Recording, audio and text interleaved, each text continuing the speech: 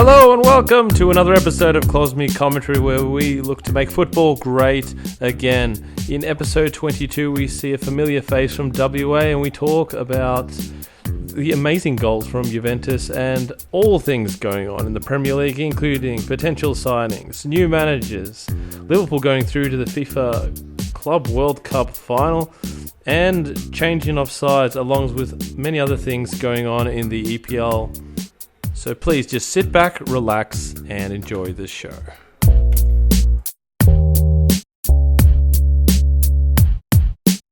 And welcoming back from all the way in WA, once again flying in just for this podcast, Deke, welcome to the show again. Jingle bells, jingle. Oh, yeah, no, I'm not here for Christmas. It is getting close to Christmas. The next week will actually be Christmas Day. Wednesday will be Christmas Day. And of course, Cos is here as well. Yeah, I'm here. Cos is here. The customary throat. The throat clear. Whatever you call it. Yeah. It's a gift to me, yeah. Alright, so today, there's actually a lot of just genuine news to speak of, because there was the Premier League, there was a bit of a League Cup action, there was the Champions League. This is since our last podcast.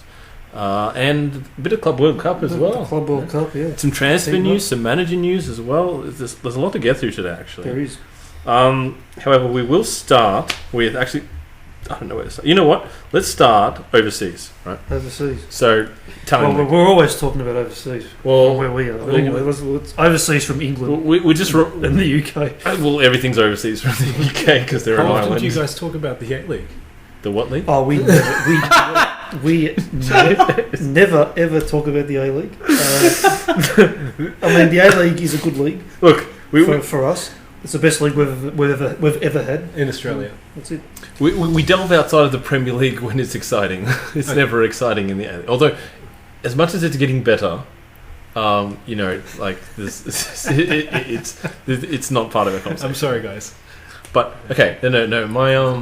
My thing goes. Well, actually, before we go to Italy, Germany, just want to quick mention that the Mönchengladbach has been dethroned, and Leipzig have taken the top. No, they have. They did draw.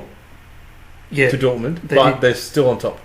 Oh, on goal difference, right? Wow. So even on points, so I think they've still got like a 3 or 4 point gap. The Red Bull is ahead now. Red Bull Leipzig. The Red Bull is top. Charging. Well, they don't like red. Only bulls in general. If you wear red tops, they like to charge at you. So it's the motion. It's not the actual colour. It's the motion, because I think there you go. They're dichromatic. They don't actually see the colour. Yeah, right. But it's funny though, because a lot of German football fans do see red when they see the Red Bull Salzburg up on top. They have issues with it, right? I think it's sort of like Man City. You know, they're Leipzig, a rich club. But Austrian. I did make a early season. It was in the Champions League that Leipzig would go to. Like they're my upset team. Like Abdul went for Inter. Instead, Atalanta went through. Well done, Atalanta. Very, very well done. But we will get to that. That's a great story. But yeah, Leipzig doing it in the league, and Inter doing it in their league as well. They're technically top, while the head-to-head doesn't matter yet because they haven't played the second leg yet. But yeah, Inter and Leipzig both sharing the top spot in their league. So well, at the time of recording, Juventus are a game ahead. 3 points ahead, yeah. Oh yeah, of course. But Inter have a game Inter's yet to play. Yeah. But they should win. But on that note, Cos, did you have an underdog in the Champions League to go far? Did I have an underdog? No, I didn't. Was it Napoli? No, I had no underdogs at all. No underdog. Yeah, so what's a shame. I did not. Yeah, could have had someone go deep. I just hope Juventus. Deek says nothing. As I see Deke's face just ready to light up with a joke from that comment, but just let it go. But Italy. We're not actually interested so much in the league or anything like that. It was just one particular game. Juventus against Sampdoria, who really look like the Western Bulldogs. Every time I see them, I just think the doggies. Sampdoria, AFL, yeah. 2 goals, 2 brilliant goals for completely different reasons. Yeah. The first was technique, pure technique from Dybala. It was it's like a volley, a genuine volley from outside the box. Yeah, volley into the ground. Was he outside the box or just on the edge of the box? It was on the cusp of on the edge of the box. It was very close to the edge. Excuse me. But the edge of the corner as well, not in the, he wasn't in the middle of the box, he was in the corner of the box. Dick, you're good with superlatives. I'll let you take this one because you saw the goal. How would you describe the goal? Clean. Just clean? Yeah. It was just... But just because where was Dybala? Paint the picture. So standing as the goalie, he's like left of the goal, up closer to the 16-yard. Is it 16? Well, he was 17-yard box. Yeah. So the player was basically on the edge of the box. Yeah. So about 5 meters outside the post. So now the ball's been driven in from the right hand side. By it's like a cross, player. right? Yeah. But he's pretty much right next to the byline. The byline. Yeah. I was completely wrong. So the ball's crossed in from the attacking third, like kind of the end of the attacking third, and then Dybala volleys it, and it's just precise. It's precision. So the cross came in from like well outside the box. Basically, it was coming in towards the goal. Was I thinking of the Minamino goal? No. I've watched so many. Yes, Minamino goal. You're thinking of that. Much, anyway, too much Liverpool. But look, it was. We're in Italy right now. It was it was a crisp volley. It was but a crisp volley. That was for Salzburg though. It was a crisp volley. We'll get to that too. It's related. It's just everything comes back. Crisp volley from Dybala, but Ronaldo would not be upstaged. Ronaldo had to do. This is a different kind of goal. He would superhuman. Really, he basically jumped over the defender. It's not superhuman, but I am questioning whether Ronaldo has been training with basketball players because the way he leaped over his defender, the defender was in a very good position to challenge. He thought he was perfectly positioned. He was, and Ronaldo just leaped over him like he was dunking like a slam dunk. But he said he headed the ball down.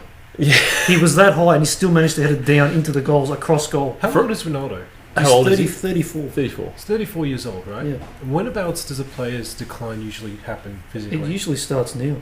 Usually I would say the decline usually starts at 31. 31, 32, yeah. Okay. He's in peak shape. He's in ridiculous shape. Has he gotten shape. slower, or is he still around the same speed?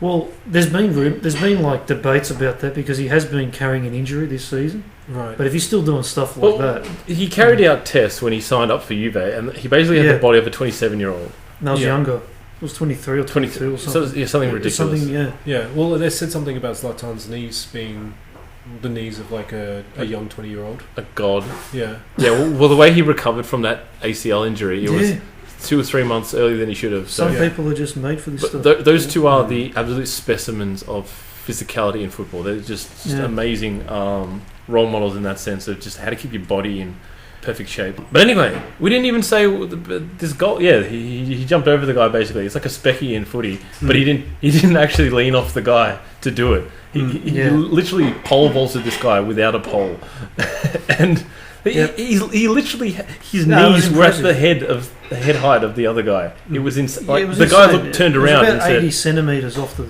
thing someone estimated. But the fact that he managed to head it down as across the goal with the control, with power into the net. It's incredible. It was just nuts. It was absolutely insane. He never ceases to amaze Cristiano Ronaldo, and he just continues to do crazy stuff like that. Scoring in different ways. CDR makes you do that. So that goal, right? It's obviously a beast. Ronaldo is a monster. He's just a freak of nature. He's a machine. He's a cyborg. There's no debate. He's not human. Yeah. Now, that goal, 99% of people couldn't do it, right? Yes. But Dybala's goal is all technique. Yeah. So, like, if you take away the physicality, like the physical ability from Ronaldo, like, nobody can do that. But then if you put people into Dybala's thing, that is like how. Also, not many people can do that because not many people can just basically. It's kind of like is it The Hangover where you've got what's his name, Galifianakis or something. He's got the 6 billion formulas going through his mind and stuff like that. That's like Dybala. That was incredible. When he's like preparing to take the shot, he's like calculating the wind speed and the ball's coming at this thing. But he's doing it subconsciously without even realizing it. And he hits it perfectly. I have just as much admiration for each goal. Right? right? Yeah. Because Ronaldo's is like, that is a combination of deadlifts. Like, that dude just has a vertical leap, right? You know? Like, he's trained in the gym and it's paid off on the football pitch. Yeah. Whereas Dybala, that is, he's been smashing top bins. Years, ever since he was 6 years old, he would just shoot top right-hand corner, top left-hand corner. And it's like, though they're both exactly the same goals in that way for me. Do you know what I mean? It's like years of training paying off in that moment. And Absolutely. And that's why Juventus are currently top of the table. And been so dominant for so long. Well, part of the reason anyway. 8 years. Yeah. Well, they're finally getting those two working together. But moving on from the Italian league, we'll just check in to the Premier League because... Just checking in. Checking in. Just a quick fly-up. Yeah. Well, I don't want to go into too much detail because there's so many things going on here to talk about. It's just ridiculous. But quick mention of the top of the table. Obviously, Liverpool kept on keeping on. Man City will get to that. And Leicester dropped points, though, for the first time in 8 games. Yep. And some people are saying that's the title race gone, as if they didn't see that coming. But they don't know Liverpool. They don't know Liverpool. No, well, I would say that the title race is as good as done, based on the fact that Man City is the only capable team of making up that gap. Listen, mate, the people that I've supported all my life have continuously let me down.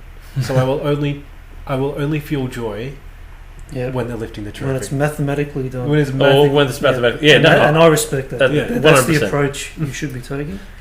Because I myself, being a Leeds fan growing up, I know all too well that it's not over till it's mathematically over. No, mate, it's a 10-point lead. There's no way that anyone can catch them. No, there's always that chance for a collapse. There's always no. I mean, look, Leeds,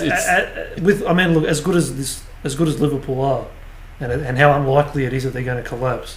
Because they're just so in the zone every week and consistent. They know what they're doing every week. They're an incredible team. And having said that, a lot of people watching it would be like, this is the luckiest team in the world because they keep on winning at the 85th minute. Or there's got to be a skill to that. And having said that, they create more goals per chance, more chances of goals scored than I think any other league. So, I mean, not any other league, any other team. So the entire league. Liverpool makes more chances than the entire league put together. They're just that good. That's why they're winning. Every league. Like when you create that many chances, something's got to give, right? And people are seeing, they're winning in the 70th, like 75th, 80th, or winning 90th. from behind. That's it. But having said that, like if you look at the cold hard stats, the numbers don't lie. If you create more chances, you will score more goals. Well, yeah. So that's the likelihood, the like, probability. Yeah. So you will score more eventually. So you look at it, you're like, that's BS. Like they keep winning, but it's like, well, yeah, they're making more chances. What are you going to do? I'd also like to point out the amount of VAR goals they've had called back. Can we get into this Sadio Mane's goal? Mate. Actually, respect for Watford because they actually played well. They really pushed Liverpool and made Liverpool earn that win. But Sadio Mane. The header. All right, look, that was a beautiful header into the corner of the net. That was just amazing. And then, he's a millimetre offside and it's taken off. As a fan, I mean, I know you're saying, Mike, that it's officiated correctly, and it is. It is, but as a fan, that sucks the life out of the moment, Well, you'd be happy to know. Yeah. This is actually on the list for today. So offsides. The FA and UEFA actually, and a whole bunch of FAs. Really? Are they finally listening to me? Is this what we're about? It turns out you're not the only one. Klosmi's been saying some good things over in Australia. We need to change the rules. Yeah. Actually, I don't know how to hear you. So basically, they're concerned with this. The marginal offside calls that are happening, right? Here we go. Don't go back on your word. It just makes you look weak. Me or FA or the UEFA? The FA, yeah. It's just stick with your mistakes at least. No. So, just to clarify this, it's not that it was a mistake to go to VAR or anything like that. It's about these marginal offside calls, right? Because obviously, VAR is ultimately going to rule out more mistakes than it's going to make the less mistakes in the game. And so far, I think it's been more positive, than negative. But with these offside calls, the fact that they can really narrow it down, they can pinpoint exactly where the person is, where the people are, creates this weird thing that people aren't used to, right? Because when the offside rule was made, the idea was to prevent any clear advantage. That's the point of the whole thing. It's to prevent people from cherry picking, basically. But this goes a step too far, and as Cos says many times, there's no advantage. In like Mane's goal that was called offside, there was no advantage there, even though his body was clearly ahead of the last defender. And so the FA or the UEFA or whatever, they're looking at ways now to address this issue, because they're concerned about just how much it's really killing the buzz, really. And one suggestion they made is to make the line of here we go. The line which they use to work out how close they are and stuff, to make it thicker, and then give the margin of margin of error sort of thing. So essentially create this margin of error. So if you are a certain amount offside or whatever, then I think the debate is where then you're onside. Well, I think that's a good point, but I think the debate is when does it become a clear advantage for the forward? When is he at a moment when he's actually at an advantage and it should be called offside? Well, I think that's the debate that people need to talk about. I thought of a couple solutions, right? So one of them is this thing that the FA are doing, kind of like just to give it a bit of a margin for error, right? A little bit more. Yeah, so say I don't know, 5 centimeters. It would still have the line being, say, like there's still a line technically. You know what I mean? But people won't be as annoyed then because he's offside by 5 centimeters and a millimeter, and therefore it's too much of an advantage. It's offside. Whereas if he's only 4.9 centimeters offside, it's okay, right? People won't be as annoyed at that because they're still giving a bit of leeway to the attacker. And the thing that's annoying them is that, like you say, Cos, there's no advantage and blah, blah, that's it. The other thing I was thinking of is to just go off the foot, like where the foot is planted. I'm thinking if there's no discernible advantage where the foot is from VAR. But how do you work that out? But where the foot is planted can be ridiculous. Yeah, true. They could be just. They might not have any feet planted. They could be in the air. One guy's foot might be bigger than the other guy, and then True. I mean, the other thing. I like the thicker line. Yeah, the thicker line. That gives margin for error. That's probably a good solution to try out. Because it basically pushes the line. Yeah. That's fair. The way it currently is, though, something needs to be changed. So what were you going to say, Deke? Yeah, sorry. I just love some of the comments I read after the Sadio Mane offside. It's like, how many goals have you seen Sadio Mane score with his armpit? Guy is devastating. Was it his armpit that was offside again? I think it was, yeah. He's got an elite armpit, man. Yeah. I haven't seen much of it. I've not seen many right armpits better than Sadio Mane's. Yeah. Although, to be fair, Salah's goal, the second goal, was onside thanks to the defender's backside. So he was just leaning. Damn it! All those deadlifts didn't pay off. So there is another side to it. Ronaldo or that defender. Yeah. So there's clear downsides to working too many squats. Well, backsides, yeah. But to the backside. It's interesting either way. I don't know. You can score with your backside, so that's very true. That's definitely true. But that's probably what he's been training for. A lot of goals would actually back you up on just that. Just like a straight in the backside. Yeah. It'll be interesting to see how this develops over time because scoring with the backside. Scoring with the backside. He jumps up for a header. Will this be implemented in training? He jumps up for a header, but then does a spin in the air and hits the ball with his backside into the net. It just flies through, breaks the net. Now he's just making fun. But yeah, that's an interesting thing, changing in offsides. But the title if you scored a goal with your butt, would you then change your Instagram profile to saying I like butt stuff? Probably not. No. If you're a player, I don't think they're clever enough for that. You probably want to be a little bit more of a role model for kids and all that sort of thing. Okay. That's it if you care about it. I don't know. Steering the ship back to Hollywood. Back on topic. A real man. The title race. Going back to the title race. Manchester City. The reason I mentioned them a bit later. They played against Arsenal, who were in absolute Deke wants The to... De Bruyne goal, man. De Bruyne goal. That Oh, he goal. was in the mood. that Absolute day. masterclass from De Absolutely Bruyne. in the mood. When he's in the mood, it's very dangerous. 2 goals, Yeah. assist, and could have had a hat-trick, but it was denied by... I can't remember what it was. It was a So, save or a VAR or something. I can't remember. Just on a little side note here, did my fantasy team It won that it week. won. It won, yeah, because I haven't looked at this for since the league Harry pretty much Kane did started. absolutely nothing. Yeah, that's okay. I've got a good team. If De Bruyne's off, Harry Kane's on. Yeah, that's it. You need Vardy in. But anyway, I do need Vardy. in. De Bruyne, he's cheaper too. But De Bruyne, just absolutely killed it there. Yeah. But part of that is really Arsenal, absolute They shambles. started well. Martinelli had a good chance. Yeah, they had a good 2 minutes or something like that. Yeah, didn't at the they? start. And then Then they should have gone home. after 2 minutes, Well, there was only one way that game was going to go, and really, Man City just controlled it pretty much. just a reminder, this is Arsenal at home, but that probably didn't help them, to be fair, because their fans aren't No, exactly... look, City warming up to 'em. are significant. They're on another level Hmm. to Arsenal at the moment, and I mean that result really wasn't unexpected. But I mean, that was in the first 40 minutes, and then Yeah, Man City took their foot off the pedal. It was. I feel like there was mercy attached to that, and part of it has got to do with potential transfer from Manchester City to Arsenal. I think it's pretty much done from what I've read. Which player? so Mikel Arteta is going Right. to be a manager. to manage. He was assistant at Man City under Guardiola, Right. and Arsenal want the man. So As a manager. as manager, yeah, no, wait, as the manager. as the the manager. manager, Full-time. full time. He's never managed anyone in his career, so assistant to Pep. it's an so interesting. He's an assistant to Pep Guardiola, although. it's a huge task. Like your first full time job is managing Arsenal. Dude, that's huge.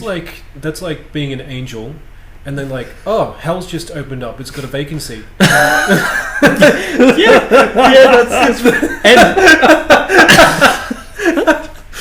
That's Yeah, sure. Bring it on. Let's see.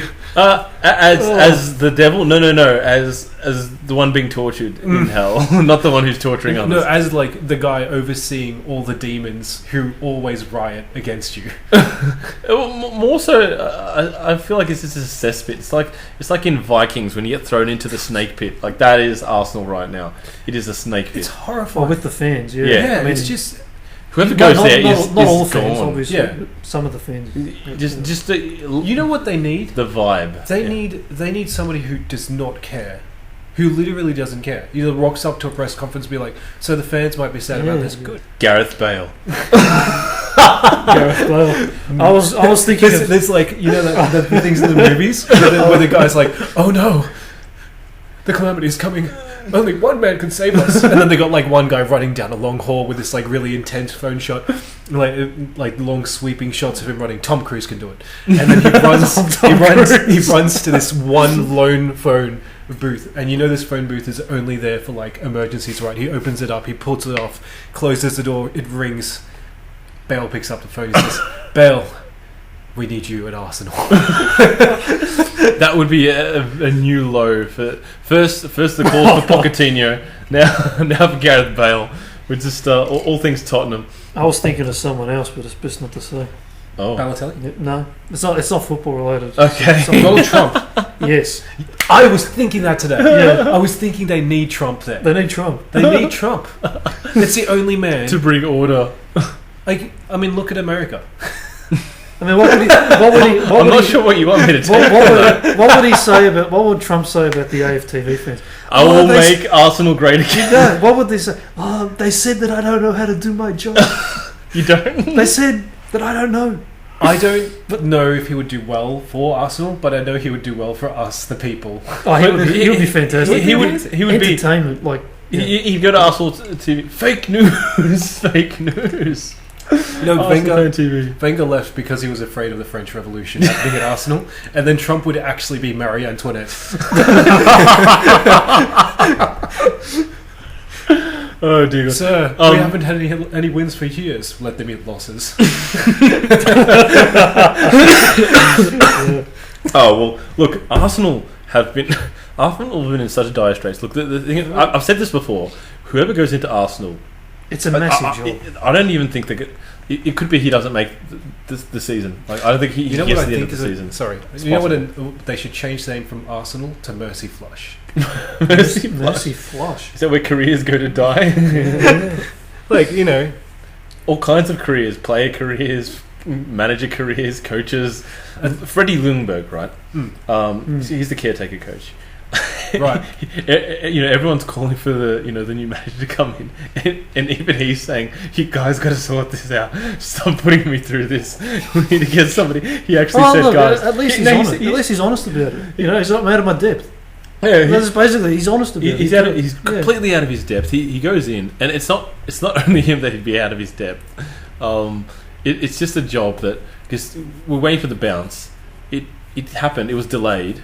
Who was They against? beat Against West Ham, which was and a then dodgy win. And then that they was went back to this. That was a dodgy win in itself. Yeah. that win against West Ham. That looked like it was going to get ugly, but West Ham are in their own troubles. But anyway, they Freddie Ljungberg is basically begging for them to just please mercy just end it. Please. It's interesting how toxic some clubs can be, though. I mean, like, you look at the Real Madrid fans, you look at the way the Arsenal fans are right now. Like, some clubs, they just have this, like, this cesspool, I guess you could call it, you know? Well, it's high expectations. They just want excellence. No, it's not high expectations, it's entitlement. Yes. Well, that as well. Narcissism. It's basically enough. I don't know if anybody's been in some like long-term relationship with narcissist, but this is like narcissism times 60,000 because you've got. I don't know for 60,000. Oh yeah, there's not that many of them. But, there are good Arsenal fans. But yeah, there are good Arsenal. No, but there's more fans than 60,000. But Well, the stadiums. Is that what you meant? The stadium's capacity. Yeah, stadium Yeah. capacity. That's sort of where I pulled the number from. But anyway, but the narcissism, right? It comes from this. They've got a plethora of things to just lash out at, and like they'll keep coming back. Like no matter how terrible they are, then they still get they don't really get properly punished. But now it's starting to get to the point where this happened with Liverpool fans, this happened with Manchester United fans, now it's happening with Arsenal fans, but a lot worse. This is Man off U the fans rails. were like that? Because when after Ferguson dropped out. Right. But how bad was it though? I mean, Yeah, I thought they were pretty. I thought they were fine. They were sad about their club. There's always an grace. adjustment period. Well, but I felt they handled it pretty. Okay, well. exactly. I'll just rephrase it because, like I said, this is much worse. This is far worse than Liverpool went through. This is far worse than what Manchester United went through. But the same deal happened. The fans they're so entitled to their Well, I think trophies and whatnot. A difference was with Man United, no one wanted Ferguson out. Yeah. With Arsenal, there was a huge section of the fans that wanted Wenger gone. But look eventually. Eventually, yeah. After Tottenham went ahead of them. Yeah, that was the last turning straw. point. Look at where the fans are from, though. Well, London. Yeah, whereas Man United and Liverpool, so Liverpool They come from poorer areas, yes. exactly. So Or working class. there's yeah. no We're making huge generalizations here, but Yeah, I of think course, there's some merit to this. yeah. Well, I mean, you're right. You're right.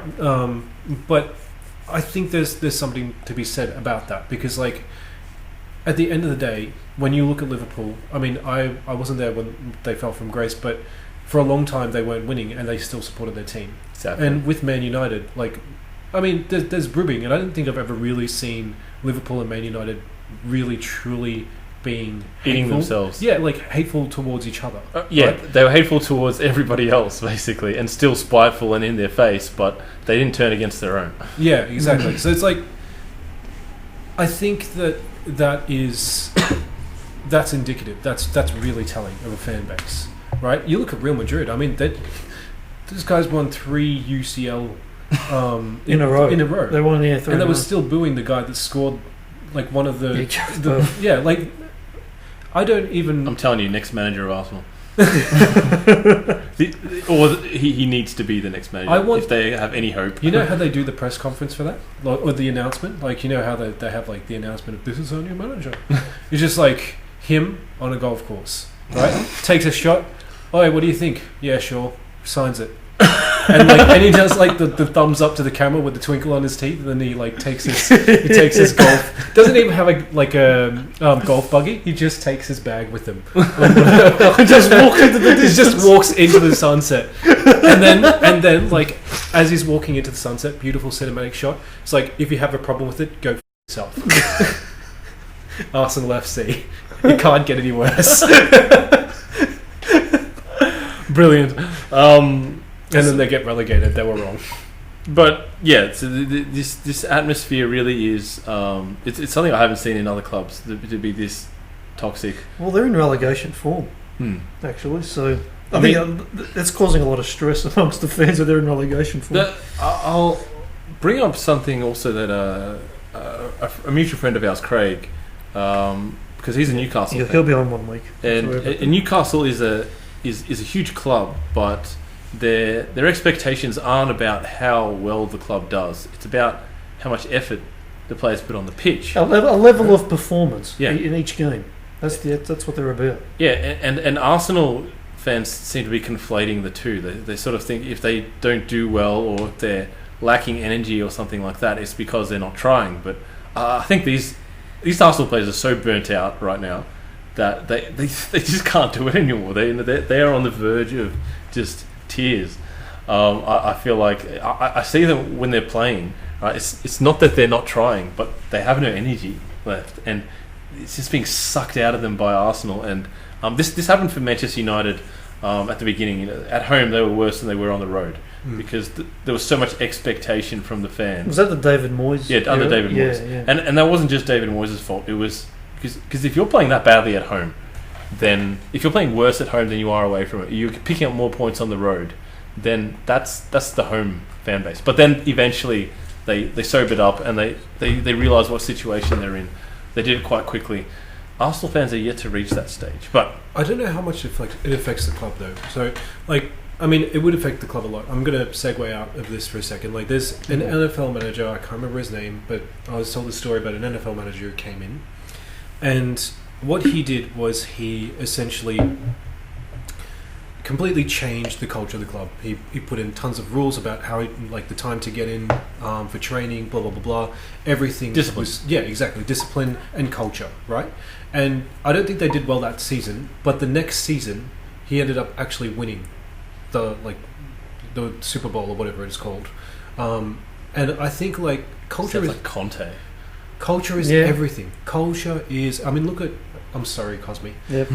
Look at Liverpool. Look at Man City. Look at Man City. Look at Man City, right? You could have said them first. Well, any Pep. But I mean, but the thing is, if you think culture right now, if I say what club has the best culture in world football, which one would you say? The Richmond Football Club. Oh yeah, that's hands down. You can't. Second best. Liverpool. Exactly. I'm joking. Well, Liverpool's base model is on Richmond Football Club. We all know that.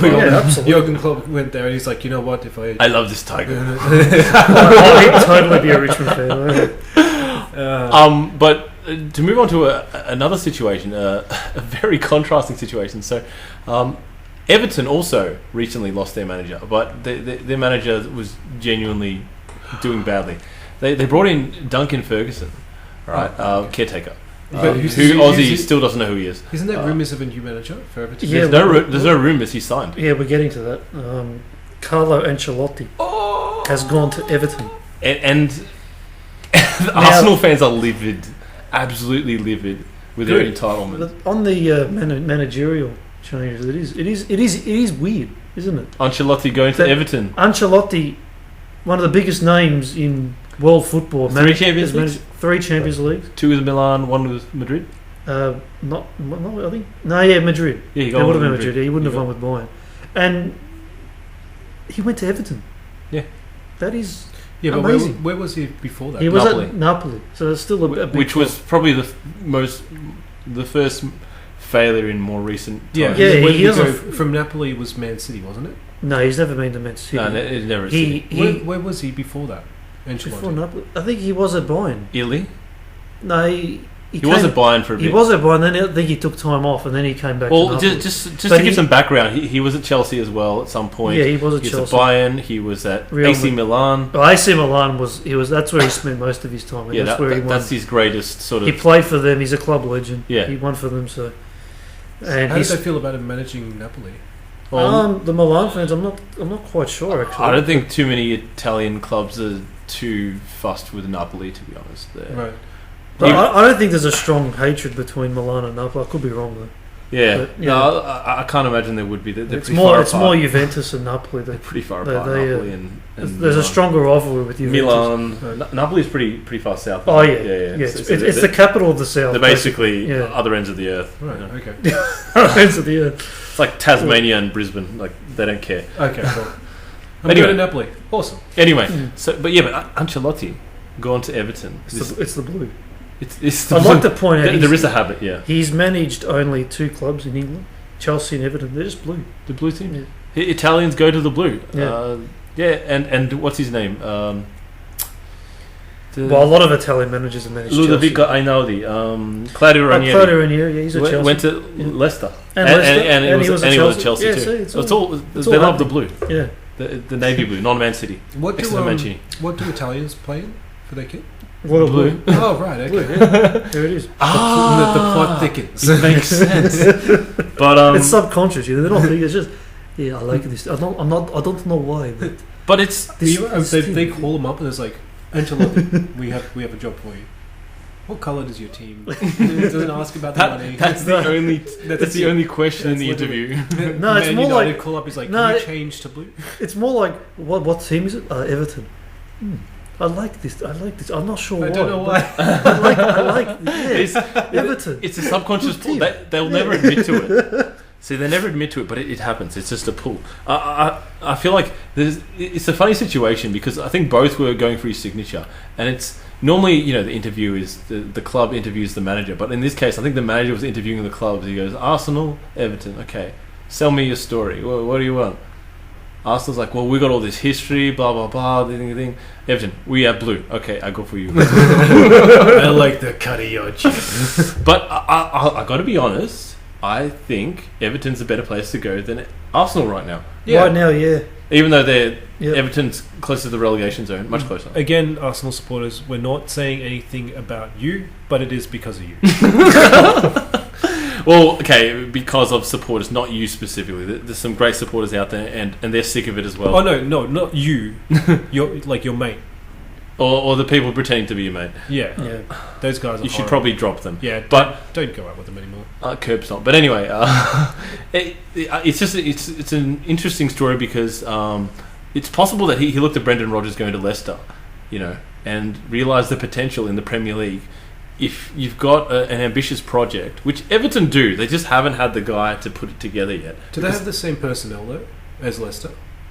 Personnel? What do you mean? Like, I mean, Leicester Talent in their team? Yeah, exactly. And not just in the team, like in. Arguably, they've got a very strong team. They got very Yeah. good players. They've got like an infinite list of strikers. They just can't work out how to make them score goals. But this Yeah. is kind of. I'm more talking about the whole thing, like the whole. Yeah. So not Manchester United, but Tottenham, like a team that works well together. No, I'm not just talking about the players. I'm talking about the setup. Like, I can't So- really go into Yeah. that, but I think they do a lot of work in those In that areas. area as well, They really yeah. want to develop the club. I know Leicester's got like really good setup, but I think they've got ambitions for a new stadium as well, Everton. yeah, Everton. So they're really. It's a very motivated. nice looking stadium. Yeah, Too. they're very motivated to improve. So, I've seen the designs for it. It's very pretty. Yeah. I would like to see Everton do well. I would too. Again, Liverpool supporter, but I don't have any of that vitriol. Yeah, because we don't have the local. Honestly, I'd like to see Arsenal do well. Like, I don't like sadness, But I don't like the toxicity. Like, I think that is whenever it I see- flushed out. It's like Yeah, whenever I see the entitlement or the toxicity or people that make the world a little bit angrier and a little bit worse off, that makes me go, okay, you're probably not necessarily needed right now. yeah, Arsenal is like a person who has not eaten before having a night out, and there's too much alcohol in the system, and they need to throw up and get rid of it, No, and they'll feel better afterwards. Arsenal just needs to go to rehab. And going to rehab will help them do that as well. Exactly. Get it out of their veins. Yeah. But enough on those ones. I think it's really interesting. I think going to rehab is where we should end the Arsenal. I forgot the kicker. The kicker was... The kicker. Oh, there's a kicker. The first game Ancelotti's in charge. Everton against Arsenal. So, damn. So it was literally competing So for the you're game. telling me that Ancelotti has a chance to show Arsenal what they could have had. Yeah, more or less. And Everton are favourites for this one. When is the match? This weekend. Yeah, I'm watching. I am going to find a way to watch this game. I think I know why I'd like to see Everton do well, and it's because like when I think of Everton, I think of a team with passion. Yes. It used to be a very big club. An honest team, hard to like. They make it hard for you to beat them. They make you earn the win. Yeah. But like generally, if you think of Man United, if you think of Manchester City, Man United, they do have a little bit of passion, but there's still a coldness to them. Man City, they're a machine. They're just a machine. Yeah. Chelsea, there's no flavour to them at all. Yeah. You know, Liverpool, I see passion in that. Everton, I see passion in that. Leicester, I see passion in that. You know, like those are the teams that kind of you watch them as a neutral, and you're like, oh man, like if they did well, I'd be okay with it. Well, their fans basically have not much else to look for, but the kicker is, it's the early game. Definitely watching that. Ooh, we are definitely watching. By the way, early game is 11:30 p.m. 11:30 p.m. Just to point that out. Maybe we should go to WA for this one and watch it at 9:30. Is it 9:30 or 8:30? No, it's 9:30. 9:30. Yeah, It's 2 hours now. Yeah. 3 hours now. yeah, it's daylight savings, isn't it? 8:30. Beautiful. It's 8:30. Let's go. All right. Easy life. All right. It'd be worth So we've gone through those. Imagine that you moved to Perth. Just for the game. Why did you move to Perth? Just so I can watch the Premier League earlier times. Why didn't you move to England? That's too far. The last. Why would you move to WA? Yes, Deke. Why would you move to WA? Please explain. Next question. All right. So the last club I want to look at is Chelsea, because they obviously started out like a house on fire. After the international break, they have 4 out of 5 games which they have lost, and So they're in relegation form. two of them were at home as well. One of them was West Ham. The other one was they lost to Everton as well just now. Yeah, And there was another game, Bournemouth. They lost as well, I think. they did. At Yeah, home. at home. So they lost to West Ham and Bournemouth at home, not scoring a goal. They conceded once, and that was enough for the other team. Can you pinpoint why? Well, Do you have any reasons? Well, before I pinpoint why, I have to point out also that Bournemouth came off a 5-game losing streak, and West Ham came off, I think, was it 1 win in 9 games? It was a horrid or run. 10 games. Yeah. Including the one where they lost to Arsenal. West Ham lost to Arsenal, and then they beat Chelsea. That is difficult. The one game that Chelsea did win was against Aston Villa. So, God have mercy on Aston Villa's soul. But why? So we're talking about why did Chelsea lose, or why did the other teams win? No. I mean, why has their form dropped from the start of the season? Do you have a theory? Because I have a theory. Well, young players. Young players. I feel like they're fatiguing a little bit. Well, It's a very demanding league. They've got a lot of young players in their team. True, that could be one. It's probably taking a bit of its toll. They've run out of Michael's secret stuff. That's what it is. and not my secret stuff. Michael Jordan's. Yeah, Michael Jordan's Space Jam. Space Jam. Yep. He knows it. Yeah. I just figured it out. Right. I think it's a bit of that, obviously, but I think also it's part to do with Lampard's playing style. I mean, obviously, very fluid. Lots of goals for and against. And it's got to, this happens sometimes, right? Like if a team, this is why a defense is so important, because when things go wrong, right, you can at least hold out for a draw or get a counter-attack win or something like that. You can sort of get out of jail when you're not playing well.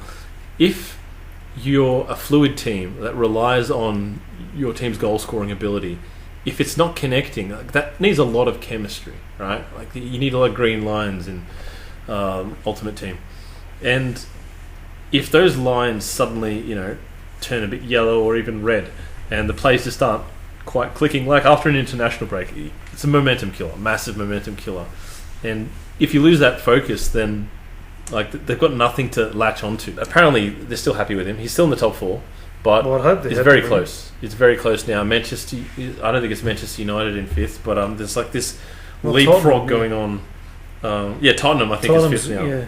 So they've taken the prime spot with. So they're playing a game of hopscotch with Manchester United, Sheffield, and Wolves. Those four teams, sorry, sort of licking their lips, looking at Chelsea dropping all these points, and I don't think any of them were responsible for those points dropped. So if they start playing good teams, then it's going to get really difficult for Chelsea. Yeah, I agree with that.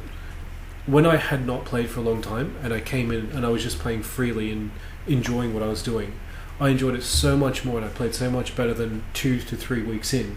I'm like settling in and like, okay, I scored a goal last week, I scored a goal the week before, I have to do this for my team, and suddenly like I'm just not playing freely anymore. You know? Yeah. When you're in the minutiae of like starting to think about what you're doing, all that freedom goes away. You know, and that might have been that role with Chelsea. You know, especially with young players, they're in that flow. They're in the zone. They're winning those games, and then suddenly they start thinking, okay, like you start second guessing. You're not in the zone anymore. Or they think that there's expectations on them, which really aren't there. I mean, at the start of the season, but that doesn't matter. See, like other people's expectations don't matter.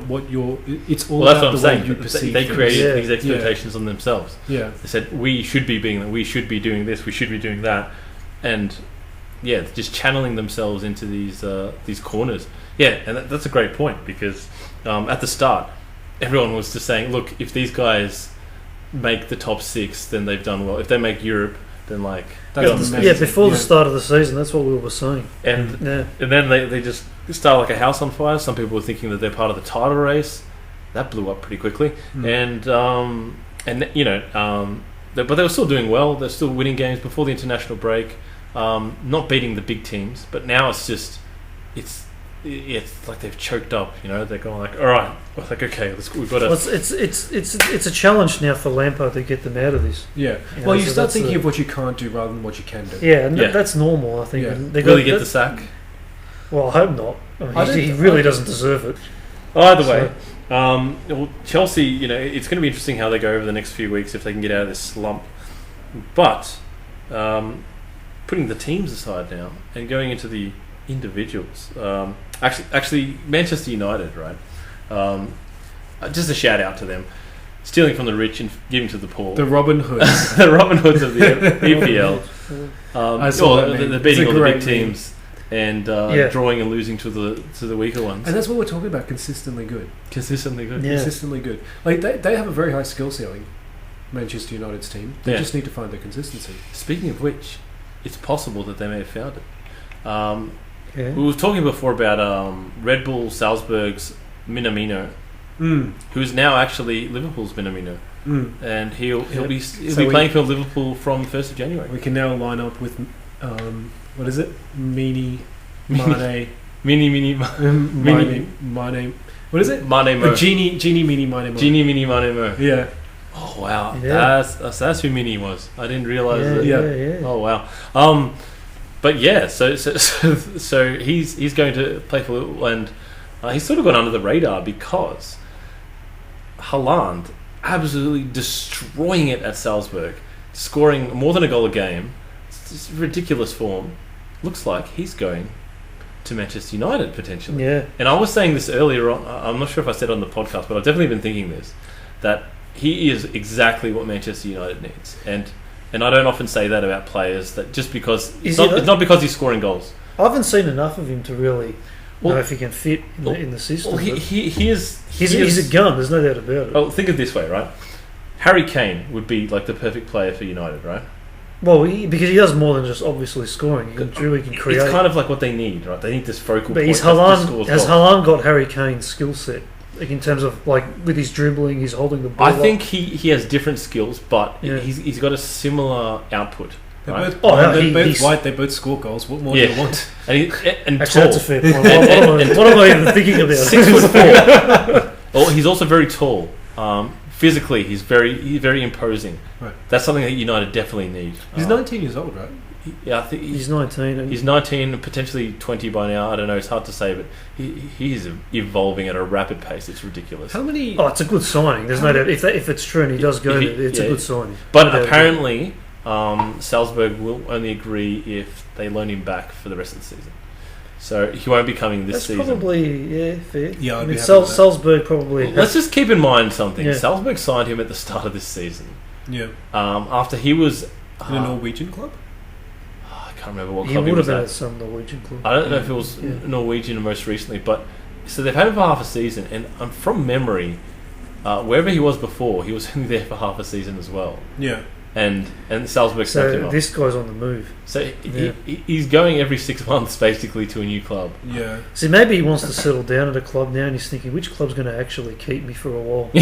I'm sick of moving. And I'll walk into that team. Let's go to United. All right. Yeah, but United is kind of... I mean, everybody who goes there kind of has a very bad dip in form. Well, not entirely true. Not entirely recently, yeah. But, I mean, well, not under Ole, I'll say. Yeah. Before him, yes. Yeah. But basically, every player that went there played worse at United than they did their previous club. Yeah. And the thing I was going to ask is, do Man United have that leadership figure in their team? I think he'd be a leader, to be honest. Haaland? Yeah. At 19. Even at his 19 age, years old. he's a captain in Is he captaining Salzburg? No, he just got there, so that would be a bit of an insult to the rest of the Well, team. yeah, that's what And where I was getting to. Can you imagine that a 19-year-old coming to your club and being the and captain, becoming the just club gives the It's like, armband. you guys have no spine. Who's the captain of Man United right now? I don't think they have one. I don't know. They just toss it around. They to definitely everybody. have one. I I think think who it is. Pogba? Is it Pogba? Pogba hasn't played for too long to No, be I don't captain. think so. No, they I think they rotated around Right. a bit, but I don't know. Rashford's sort of like one of their, Rashford's good on the wing.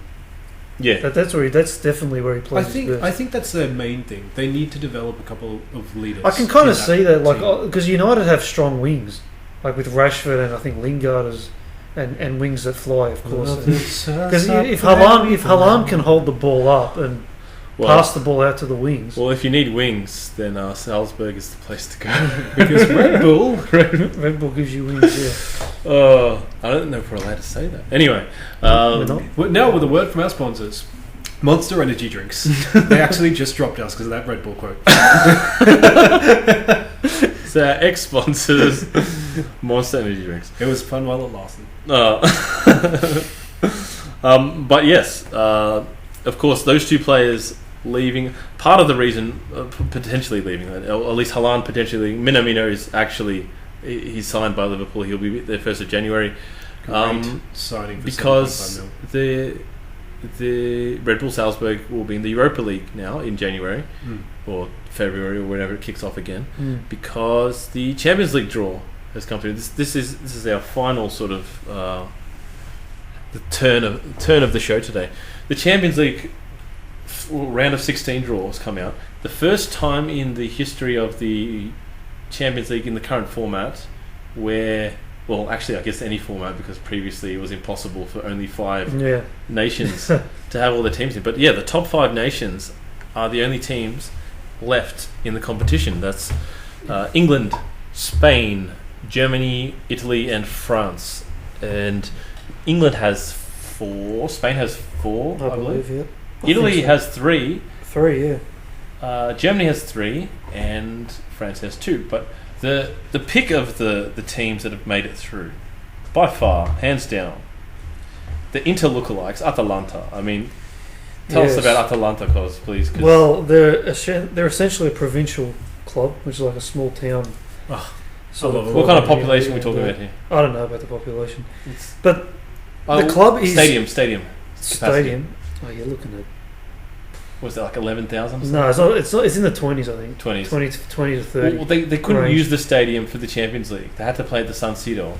Yes, that's right. Because the stadium, it was going through renovations because it doesn't meet the European standards of actual stadium. Because it's a really old stadium. There's still like obstructed viewing sections where people sit They So can't like, see the game. it's a really old stadium, so they've fixed it up now. Okay. So Atalanta, yeah. But Does that mean they'll be able to use it in the? no, they're still using Okay, the Sun Sun City. Okay, I'm gonna try to pronounce the name of the stadium. Stadio Atleti Azzurri di Italia. Yeah, good, well done. Oh, thank Yeah. you. 21,000 seats. 21,000. There you go, Yeah. 21,000. It's just over 20,000, and But they're on a shoestring budget. Like this is a club Right. with such a small budget, and they really rely on youth to get to where they've gone. And well, they've paid their players now for the remainder of the season with their Champions League winnings. Oh, essentially, yeah. So they it's like paying the bar tab in advance. It's a huge story because this is the first time they've made the Champions League. They've been in the Europa League before, but this is the first time they made the Champions League. And in their first 3 or 4 games, they lost every game. They lost the first 3 games and drew the 4th They're game. the only team to have. And they looked like they did not belong there. Like they were just learning the ropes, and they looked like they could not grind out a win. They were just completely out of their depth. They And then in their last 2 games, they just became like this professional outfit, and they won away at Shakhtar Donetsk, and they beat with a bit of help with a bit of dodgy help, red card. with a But dodgy red card. But you know, you can look at, and they beat the Croatian side, Dinamo Zagreb, but with a professional performance. Yeah. And it was such a transformation from how they started and how they got through. That unprofessional start. That was yeah, terrible. it was just it was terrible. And So I gotta ask. Yeah. I'm sorry. I gotta ask. Do you think at the end of that, they're thinking, "Oh, we're lucky we got through," or do you think they've got a bit of wind up their sails now? Do you think they believe themselves? I a bit more? think They're playing Valencia. They they're can make the playing next round. Valencia. And Valencia won't be easy beats for Atalanta, but they can beat them. But it's as for a close start. to easy beats as they're going to get. Yeah, and the thing is, I reckon they're going to go into this with a lot of confidence and nothing to lose. Mm. They've really got nothing to lose. They're just playing freely. Yeah. And that's a dangerous team. And I hope they knock out this scummy Spanish team. But What's wrong with Valencia? I just don't like the entire league. But anyway. Oh, right. Yeah, so in the first game, they lost to Zagreb in Croatia, like 5-1? 4-0, I think. 4-0. Something like that. Apparently they were really complacent when they went to that game.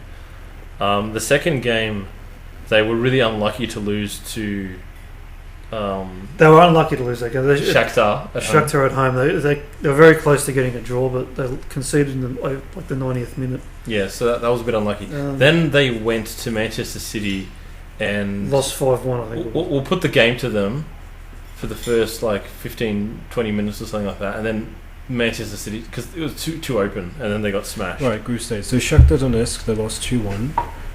They got smashed 5-1 against Man City, even though Man City had a red card. Jesus Christ. That was later though. So Man City got another red card against Atalanta, and they drew 1-1. Yeah, they don't like Atalanta.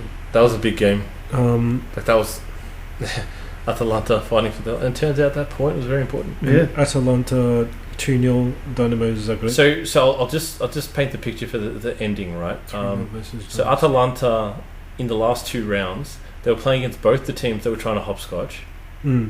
So they need to win both those games, and the other 2 games that those 2 teams played against were against Manchester City. Right. So it was almost a pen down loss for both those teams. In the other game, and then Atalanta just had to do their bit basically. Similar situation for Inter Milan, but Yeah, they didn't do it. They didn't get the job done. They Inter's gone into the Europa League. Yeah, they'll win that. No, they won't. If Conte cares Yeah. about the Europa, if he cares about it, they'll win it. But they won't. They'll drop it. They'll drop to some team. What I do want to talk about though is Liverpool, because they Atletico. got Oh, Now look who's come crawling back. no. I'm actually enjoying this because they copped the worst opponent they could have possibly got in the Champions League. Because Atletico Madrid is probably the one team that caused them problems. I was looking at it and I'm like, I don't know if I would want Real. No, Real would be a better opponent. So some team, or a lot of fans were saying, "Oh, we want Real Madrid for the romanticism of the." Yeah, but we'll meet them later if we need to. We won't meet them later. They're going to get knocked out. Good. I don't care. They're playing Manchester City. But the thing is, if you're playing against Real Madrid, if there's any chance of them thinking, okay, we've got to step up our game against these guys, I'd rather not have that. Like, I'd rather just us play. Atletico Madrid. Yeah, exactly. And we can go in. We can be. Who are clinical. indifferent to us. Look, Atletico. But Atletico won't have any like vengeance like in their mind. You know, it's they're just coming in there to play a good game. They won't have vengeance in their mind, but that's the thing. Their game is literally to, To stifle a team. stifle a team. And Did you see the Monterrey game? Monterrey. Monterrey. Yeah. That was like their team were really, really good. The way they were playing. Well, they did make the Club World Cup. So. Yeah, but like it was just, it was this frenetic pace that I didn't know you could. Is that Central America? Monterrey is Mexican, and actually that's the other thing we're going to talk about, the final, because Flamengo is a good team, and I reckon people should watch this game because Flamengo, they won the Copa Libertadores, which is the South American When Spanish. is the Flamengo game? I think it's Sunday morning. Right. But the Copa Libertadores is essentially the Champions League of South America. Okay. Flamengo won that, and they completely smashed the Brazilian league, which is very unusual. Usually that league is quite close. Well, that league has a different winner basically every season. Yeah, and it's usually pretty close. And when I say different winner every season, I mean in the last decade, I'm pretty sure maybe one or two teams have won it twice. Yeah, Flamengo constantly somebody else. And Flamengo completely destroyed it. So they're a good football team. Look, I'm not saying Liverpool will lose. I think Liverpool will win, but it should be a good game. Flamengo will challenge. I feel like the Club World Cup is a really, really like. It's an interesting idea. To me, it's a really big thing. It's a big thing, but it's just because there's only like 2 matches and all. It's not. It could be so much bigger. Yeah, you know what I mean. Yeah, like, well, it's more matches, but Liverpool only play 2. But the European and the South American clubs only play 2, assuming they win and go through to the final. But to me, I think I don't know. I just think it's a lot more. There's like this romantic notion, like you're the world champions. You're the best club in the world. Yeah. Well, that's part of the reason why Liverpool basically put a half-eaten under-23 side into their League Cup game against Aston Villa because which got pummeled. Yeah, they actually held their own quite well. It's just that the inexperience because the stats were pretty much even. Right. If anything, Liverpool's players were better. Right. But really, they had more shots. Really, tell me more. And they had, I'm not sure about the possession and stuff like that. But it was clear that they were going to lose because they just they're not crafty enough. They just made silly mistakes. But anyway, that's not important. The Club World Cup, the flip side of this romantic thing and making this great competition and everything, is that where the hell do you put all the fixtures? Because there's too many games going on in the season. It's already ridiculous as it is. Yeah. As beautiful as the whole idea. It's the same as Klopp was saying with the Nations League, right? The sort of in between competition for European clubs to stop them from making friendlies that get their rankings boosted. That it's too many games, too many games that mean something. That there has to be a point where players can just stop. They're not machines. The players. This is why we need steroids. This is why the drugs come back in. But yeah, it's Sunday morning, 4:30. I'm not joking when I say that. By the way, I know. I legit. We need to get safe chemical substances into these players ASAP. Gas or pills? Anything. We need we need an 1800 style torture chamber spike thing that we just close onto their bodies. That pierces to their skin and remelt. You could probably talk to the Essendon Football Club. Yeah, they'll probably get you hooked up on something.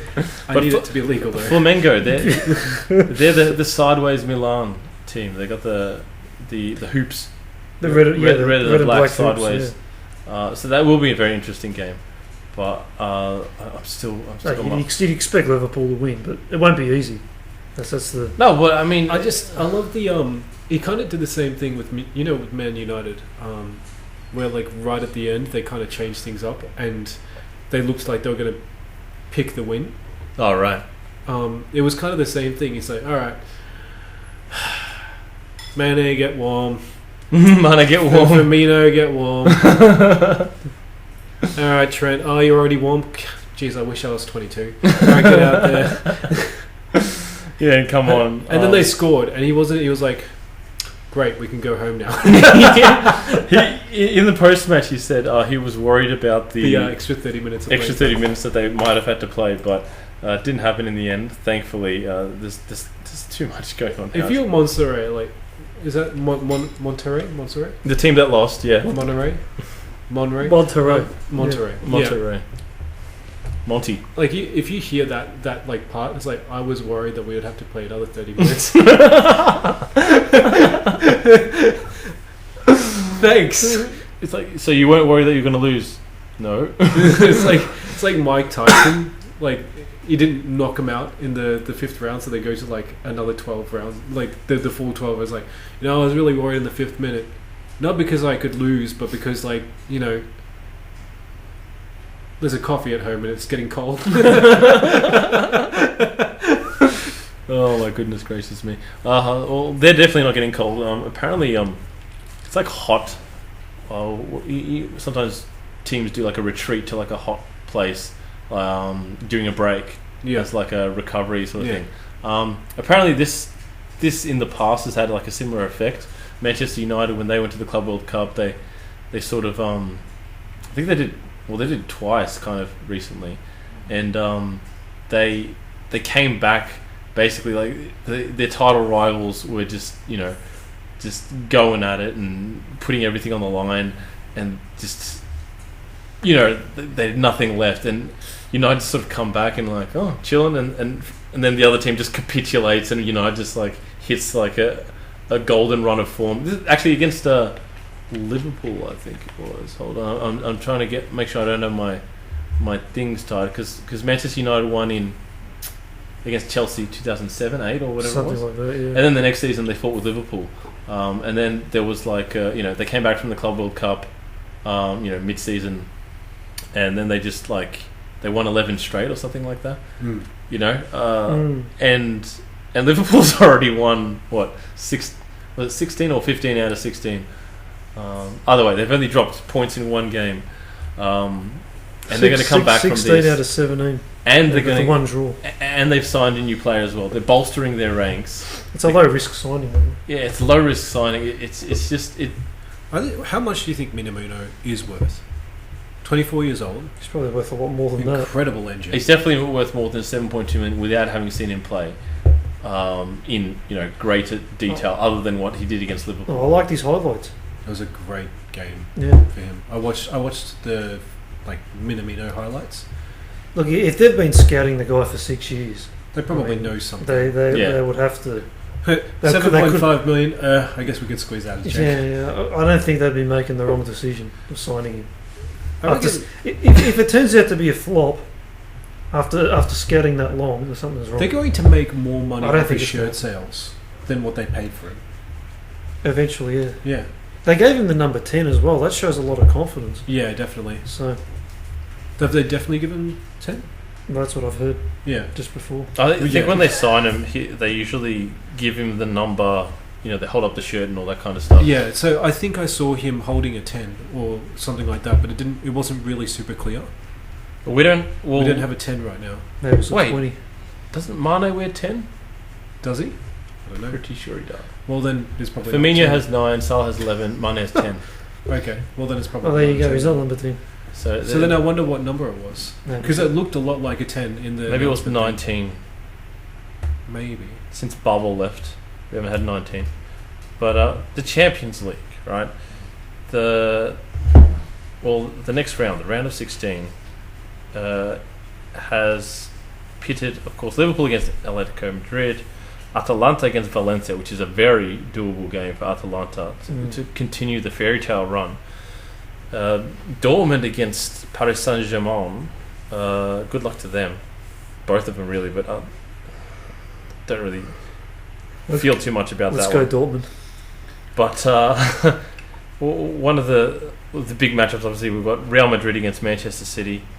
That's going to be interesting. It will be interesting. It'll be interesting the same way it'd be interesting to watch Mike Tyson fight a fly with no wings. Look, just because of the Zidane factor. You had to say Mike. It could have been anyone. No, Mike Tyson. He's going to absolutely destroy this fight. But I will say, Zidane has some way of making... Real Madrid have looked terrible in the past under Zidane in the league and in the Champions League, yet he won 3 Champions Leagues in a row. And, true. and they looked terrible in all 3 of those seasons. So That's how they do it. except for the season, where they won the title and the Champions League. But in the other seasons, they looked like they were past it, but they still won it. It was ridiculous. But they did have Ronaldo back then. They did. That is a bit of a difference, but they still have the Zidane and they have Bale. So, True. The Superman. If they treated him a little bit better, he would be. He would be. I reckon he'd be much better. But one for a bit of what is it called? PTSD. Bayern Munich playing against Chelsea. It's not Mourinho's Chelsea, but Bayern Munich, of course. The Chelsea with their maiden Champions League title against Bayern Munich, completely against the run of play. Bayern will exact revenge. That's probably the most likely result in this game, because I cannot see Chelsea winning against a fly. The German league's doing is really interesting. It's a nice league. Yeah, it is a nice league, and they round off also with Leipzig coming up against Tottenham. So, yeah, that's a good fixture. That's a good game. That's going to be interesting to see how far Mourinho's gone with his. Mina. Wait. No, different RB. Yeah, different RB. Okay, that's the German RB. Okay, cool. The German one. Okay, I'm back in. The German. Because I was just like, I would have been able to see Son play the Minamino. and Kane play Haaland. It was like a mirror image. It would have been like in Zelda with Dark Link. You must defeat me. Oh, except they're both light. It's just who is lighter. Light Link. But I think that's a good place to end it. Thank you guys for coming down. Deke, thank you once again for flying in from WA just for this. You are just an absolute trooper. Look, man, I'm glad the plane held together. I haven't flown one before, so. And to be honest, I don't know how to read a compass, so I don't know how I'm here. And of course, Cos, thank you, and I'll thank myself for no reason whatsoever. Thanks, Michael. And thank you. Thank you. Thanks, guys. And thank you, fans, for whoever's listened to any of our episodes and who's supporting us. Please don't forget to share around this podcast. Subscribe to our podcast and our YouTube channel. Check that out if you haven't already done so. And thank you once again for your support. And we'll speak to you hopefully next week, which is Christmas. We'll see what happens. But until next time, take care.